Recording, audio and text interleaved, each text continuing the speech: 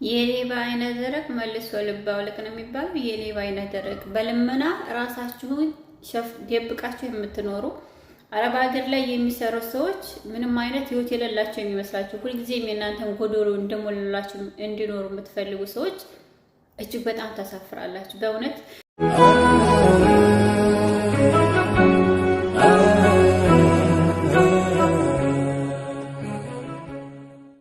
አሰላሙ አለይኩም ወራህመቱላሂ ወበረካቱ። ወደና ተከበራችሁ ቤተሰቦቼ ሰላም እንዴት ናችሁልኝ? ሁላችሁም ሰላም እያለሁ እንግዲህ እቺ ልጅ እንደሰማችኋት የብር እርዳታ አልተደረገልኝም ስትል ነበር። እኔ ራሴ ነበርኩበት አለሁ ነበረ። እነሳም ማስረሻ ብዙ ሰዎች ነበሩ። እንደውም ቪዲዮ ክፈቺ አትክፈቺ አልከፍትም አልታይም ኬዝ አለብኝ ኬዜ የስኔ ከወጣ ባሌ ወደ ሌላ ነገር ያዞርብኛል። ስለዚህ እኔ ወደ ሶሻል ሚዲያ ወጥቼ አልታይም ስትል ካልወጣሽ ተሸፋኝ አይደለችም። እሺ ተሸፋኝ ካላደለች ትውጣ አልከፍትም ብላ ብሩን ካልከፈተች ካሜራ ካልታየች ብር አንሰጥም ብለው በስንት መከራ ለረጅም ሰዓት ተለምና ብሩን አንሰጥም ብለን እንደምድመን ጨረሰን ስናበቃ መጨረሻ ላይ ቪዲዮ ከፍታ ብሯን ተቀብላ እኔ ኬዝ ስላለብኝ ነው ስላለ እሺ ለኬዙ አስፈላጊ ጠበቃ ካስፈለገ ጠበቃ እንቀጥርልሻለን ማንንም አይነካሽም እያለንልሽ አትነኪም ተብላ ነበረ። እንግዲህ እንዳያችኋት ከሱዳኔ ነው የወለደችው። ሱዳን ነበር ባለቤቷ ሱዳኔ ነው። በምን ምክንያት ተፋታች አላሁ አለም። የአንድ ሰው ችግር አላህ Subhanahu Wa Ta'ala ብቻ ነው የሚያውቀው። ያላቅም ለሐልለው አልችልም። ግን የተለያዩበት ዋናው ምክንያት ኬዙ ምን እንደው ባላቅም ከሶኛል እንደዚህ አድርጎኛል ብሎኛል ነበር። መጀመሪያ ላይ ስትወልዱ ቤተሰቦቹን የምታውቁት ሰው ብታገቡ ብትጠጉ የተመረጠ ነው። ምክንያቱም ባለም ቢቢል ቤተሰብ አይከፋምና ወገኑን ልጁን ቤተሰቡን አይጥልም ማለት ነው። ስለዚህ ሱዳን እያገባችሁ ባንጋሊ ፓኪስታን እያገባችሁ ስትወልዷቸው ልጆቻችሁን ማን ያሳድግልናል ሳትሉ በያገኛችሁበት ቦታ ሄዳችሁ ተኝታችሁ ወልዳችሁ ጭራሽም ደግሞ ኑሯችንንም ህይወታችንንም ሶሻል ሚዲያ ላይ እየወጣን በቅጽበት እየለመነ ሰዎችን እያስቸገርን ስንት በሽተኞች አሉብን፣ ስንት ታማሚ ያሉ፣ ስንት የቲሞች፣ ስንት የተርበው በራብ ውስጥ ያሉ ሰዎች አሉ። እነዛን መርዳት እየቻልን ሁልጊዜም እኔ ብቻ ልብላ እርሜ ልክሽን እንደለምሽ ትኖሪያለሽ። እርሜ ልክሽን የሰው ገንዘብ ሲጀመር አይደለም የሰው ገንዘብ የራስሽ ላብሽ ገንዘብ አይጠገብም። ገንዘብ ጤዛ ነው። ዛሬ ይዛችሁት ነገ የሚጠፋ ነው።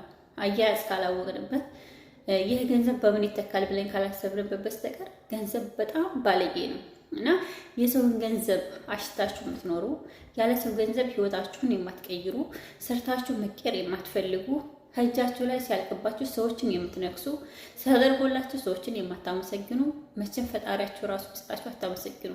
የሰው ገንዘብ በረካ የለውም። የሰው ልጅ ማመስገን ካለበት አይደለም ገንዘቡን ቆጥሮ ሰጥቶት ሰላምታ፣ ጥሩነት፣ መልካምነትን ራሱ ጋብዞ አመሰግናለሁ ይባላል። እንግዲህ እቺ ልጅ በየሄደችበት ስትከሳቸው ነበረ። እኛ ምን እያየን እንረዳታለን?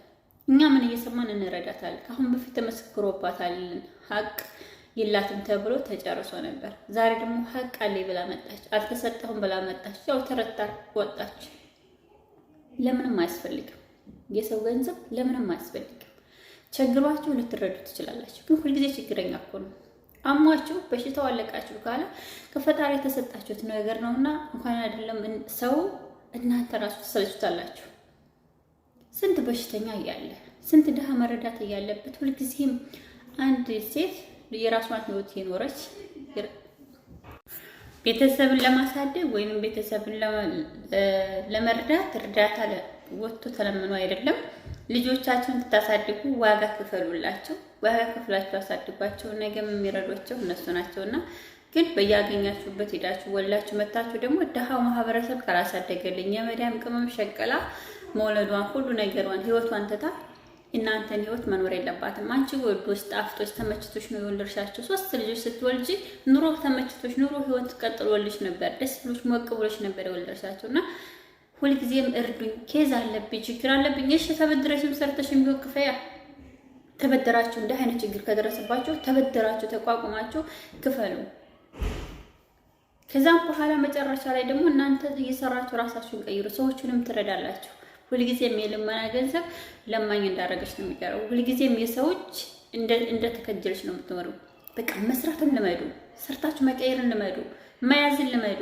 ያያችሁት ሁሉ ነገር አይመራችሁ። በየሄዳችሁበት ወንድ አያሳስባችሁ።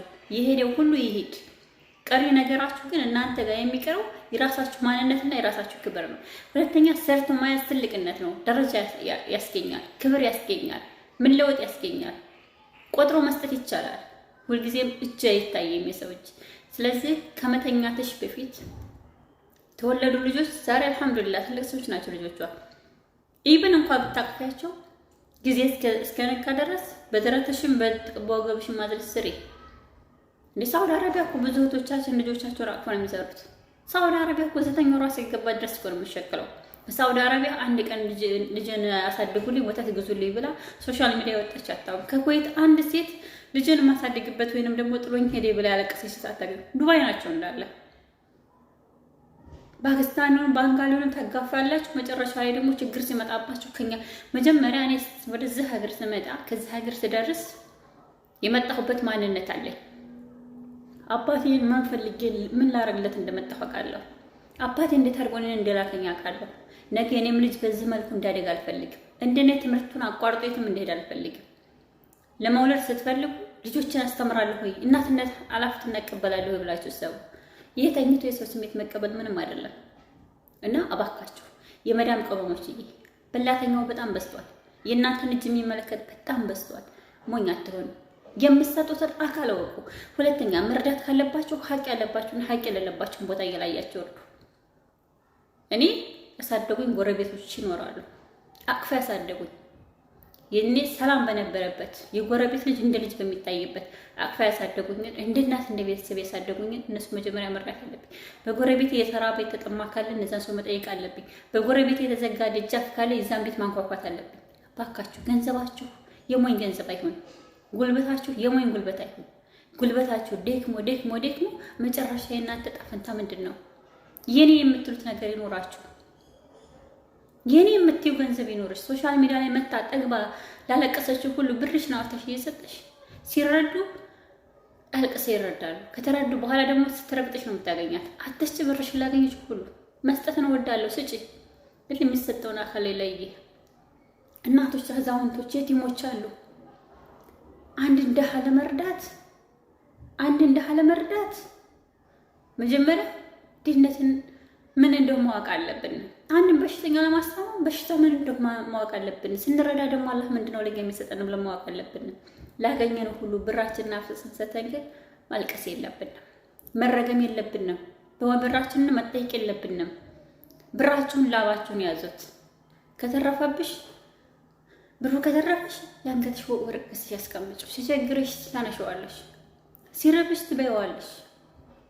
ሁልጊዜም ሰላም የለም፣ ሁልጊዜም እርፈት የለም። ደክሞሻል። አረብ ሀገር ላይ ማንም አያውቅልሽም ያንቺን መልካም፣ ማንም አያውቅም ያንቺን መልፋት። አንቺ ግን በጣም ደክሞሻል። ማረፍ ትፈልጊያለሽ። ወደሽ ነው እንዴ የአረብ ቤት ሁልጊዜም መቀጠር? ወደሽ ነው እንዴ አንቺ ሁልጊዜም ጧት ተነስተሽ ቤት መውለድ አይደለም። ከራስ ቤት መዳሙን ትፈልጊያለሽ። ግን ያን ለማግኘት ደግሞ ብርሽን ላገኘሽው አትርጭ። ግን ስትሰጪ ደግሞ አላህ ይሰጥሻል። ለማንኛውም ለጠገበው አይደለም መስጠት፣ ለራበው፣ ለጠማው፣ ለከፋው፣ ለታመው ወርዱት ገንዘባችሁን። ቤተሰቦቼ ለማለት ወዳለሁ። አሰላሙ አለይኩም ወራህመቱላሂ ወበረካቱ።